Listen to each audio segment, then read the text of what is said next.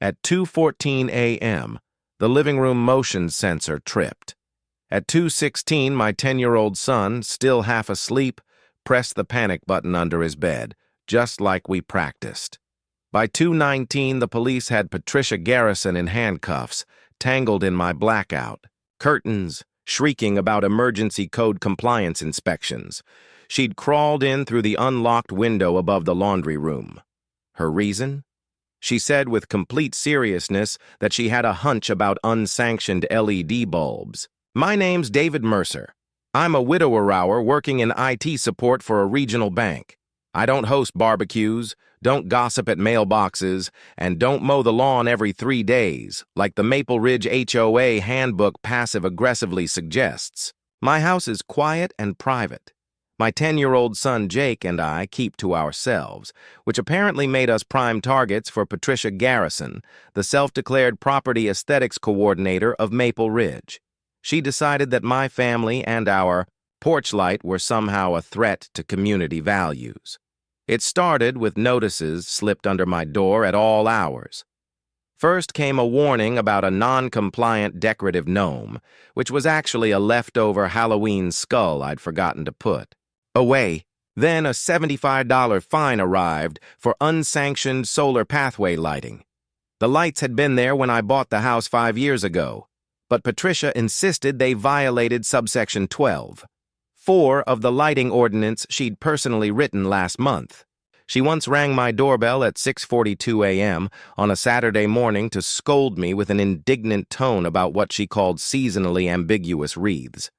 The wreath in question was a simple eucalyptus circle my late wife had made years ago. Another time, she tried to enter my backyard, claiming she needed to measure the grass blades for compliance. When I told her to leave, she huffed dramatically and said she'd be back with proper documentation. She'd often be spotted, crouched behind her hibiscus bushes with binoculars and a clipboard, whispering frantically into a walkie-talkie she insisted was directly connected to code enforcement. The code enforcement office later confirmed they'd never heard of her and certainly hadn't given her any communication device.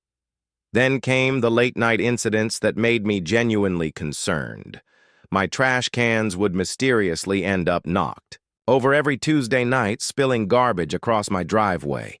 My security camera cable was cut clean through with what looked like garden shears. That's when I decided to upgrade the entire system.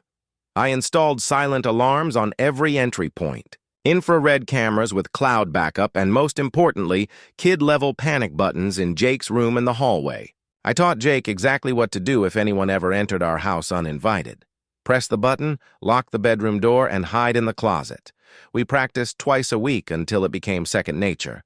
Patricia's behavior escalated after I refused to attend her mandatory neighborhood beautification seminar. She started showing up at odd hours, measuring my mailbox height at 11 p.m., photographing my garbage bins from multiple angles at dawn. She even tried to follow Jake home from the bus stop one afternoon, claiming she needed to inspect his backpack for contraband gum. That's when I filed my first police report, though they said there wasn't much they could do unless she actually trespassed on my property. The night everything changed started like any other. I put Jake to bed at 9:30, checked all the locks twice, and settled in to finish some work emails. Around midnight, I heard Patricia's distinctive voice from next door arguing with someone on her phone about the criminal lack of HOA enforcement in our neighborhood. I should have known she was working herself up to something. By 2 a.m., I was sound asleep, completely unaware that Patricia had decided she couldn't rest, knowing I might be using a non-HOA-approved brand of laundry detergent. Yes, she actually mentioned that specific concern to the police later. She approached my house wearing all black, which she later claimed was standard inspection attire. She brought a flashlight, a laminated HOA rule book, and a digital camera to document what she called inevitable violations. She tried the front door first, then each window along the side of the house. The laundry room window, which I'd stupidly left unlocked after airing out the room earlier, became her entry point. She slid through like some kind of suburban raccoon, on a mission, knocking over a bottle of fabric softener in the process. The motion sensor in the living room detected her immediately, sending an alert to my phone. But before I could even process what was happening, Jake had already reacted. My brave little guy had been on high alert ever since the backpack incident. The moment he heard the subtle beep of the motion sensor, which I'd programmed to make a specific sound, he pressed that panic button without hesitation. The silent alarm immediately notified the police with our predetermined emergency code for home invasion. I rushed to Jake's room to make sure he was safe and locked in. Through his door, I told him in a calm voice that he did exactly right and to stay put. Then I grabbed my phone to watch the security footage in real time. There was Patricia creeping through my living room with her flashlight, actually taking photos of my coffee table magazines and muttering about unapproved reading materials. She made her way to the kitchen, where she opened my refrigerator and started photographing the contents while making disgusted sounds about my choice of non-organic milk.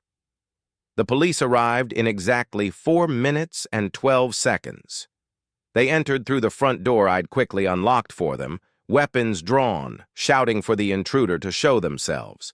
Patricia, startled by their sudden appearance, tried to hide behind my curtains but got tangled in the blackout fabric.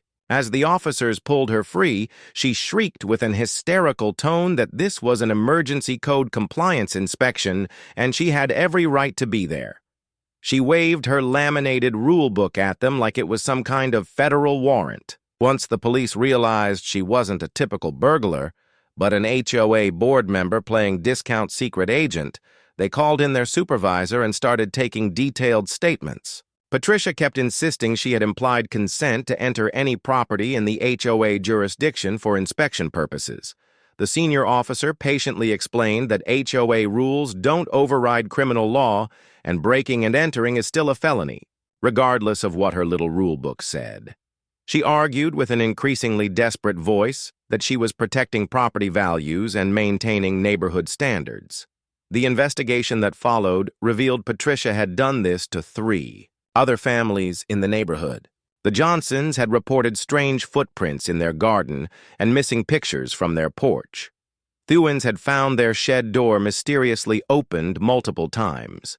The elderly Mr. Crawford had actually caught her in his garage, but thought he was imagining things due to his medication.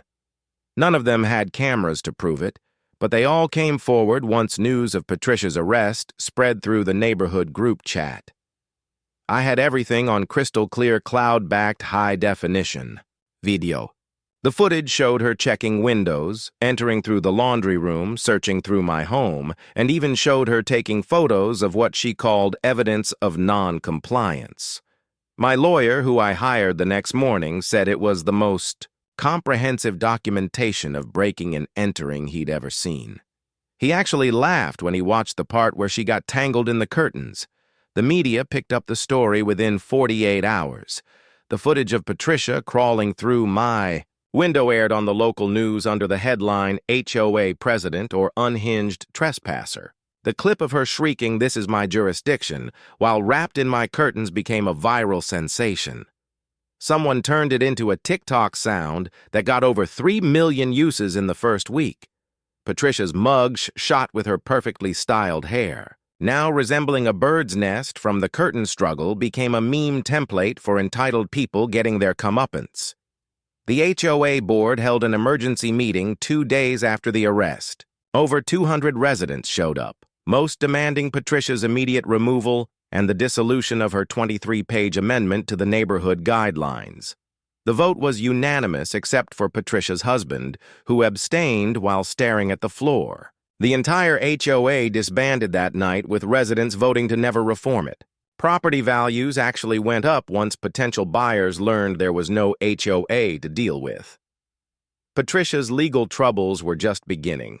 She faced charges of breaking and entering, criminal trespassing, unlawful surveillance, and endangerment of a minor, since Jake was in the house during her intrusion. Her lawyer tried to argue she had diminished capacity due to her obsession with neighborhood standards, but the judge wasn't buying it. The security footage from multiple angles, the evidence of her previous unauthorized entries, and her complete lack of remorse sealed her fate. The trial lasted 3 days. Patricia took the stand and delivered a 40-minute rambling speech about the importance of maintaining aesthetic standards and her belief that she was actually a hero protecting the neighborhood from chaos. She compared herself to neighborhood watch volunteers and insisted she was being persecuted for caring too much. The prosecutor simply played the video of her photographing my refrigerator contents at 2:15 in the morning and rested his case. Jake had to testify via closed-circuit video from another room. He calmly explained how scared he was when he heard the motion sensor, how he pressed the panic button just like we practiced, and how he hid in his closet until I told him it was safe. Several jury members visibly frowned at Patricia when Jake mentioned he'd been having nightmares about someone breaking in ever since she'd followed him home from the bus stop. The jury deliberated for less than 2 hours. Patricia was found guilty on all counts. At sentencing, the judge noted her complete lack of accountability and the trauma she'd caused multiple families, especially the fear she'd instilled in a young child. He sentenced her to 18 months in prison, 3 years probation, and ordered her to pay $15,000 in restitution. Patricia's jaw dropped as the sentence was read. She turned to her lawyer with a panicked expression and whispered loudly enough for everyone to hear that this couldn't be happening because she had a neighborhood standards committee meeting next week. The judge also issued a permanent restraining order preventing her from coming within 500 FT of my property or Jake's school.